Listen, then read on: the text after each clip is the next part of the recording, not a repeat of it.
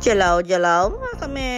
O, food trip naman tayo sa malayo-layong lugar. Dito kami napadpad sa Binangonan matapos ang mahaba at matagal na traffic. Dito kami sa tambayan ni Carlo. Mula sa labas matatanaw mo na napakaliwanag dito. Napakaraming nakaparadang motor sa kanilang harapan. Sino ba naman kami para hindi makigulo sa mga nagtatambayan dito?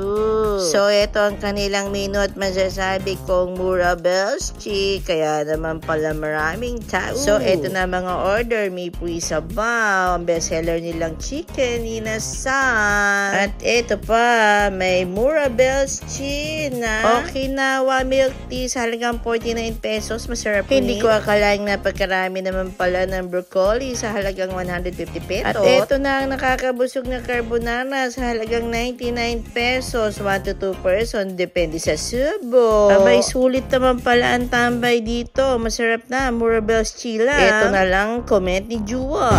300 lahat yan. Mura na yan, no?